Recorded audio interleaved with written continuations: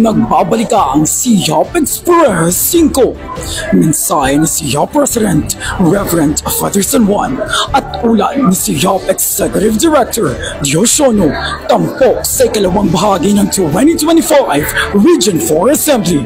Para sa iba pang mga detalye, narito si Candice Cuevas.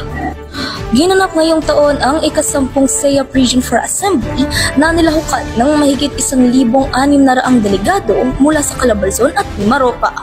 Binigyang diin naman ni SEAP President Reverend Father Karel San Juan na mahigit 1,500 ang kanilang kasaping paaralan at 84 na taon na silang naglilingkod sa simbahan at sambayanan. As we can in bringing Jesus and His Gospel closer to our learners, our students, our teachers, our different publics and stakeholders through our work of education. Samantala, nagbigay ng ulat galing sa National Office ang SEAP Executive Director na si Narcy F. Ador Dionisio. Sa mensahe ni Ador Dionisio, isinawalat niya at binigyang diin ang misyon ng Catholic Educational Association of the Philippines SEAP na maging bukas palad ang mga Katolikong paaralan sa mga batang hirap pinansyal.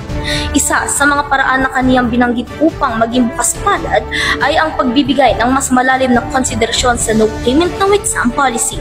Nilinaw rin niya ang kaniyang kagustuhan na magkaroon ng pagkakapantay-pantay ang lahat ng mga estudyante na nag-aaral sa Katolikong paaralan. Kaniya ring ipinagbigay alam na siya ay tutol sa pagtanggal ng senior high school programs. Binigyan din niya rin ang kaniyang kagustuhan na palakasin ang edukasyon sa mga estudyante sa ilalim ng senior high school. Candice Cuevas, SEAP Express 5. Antabayanan ang susunod na kaganapan sa 2025 Region 4 Assembly. Ako si Alger Ortiz at ito ang Siyop Express 5.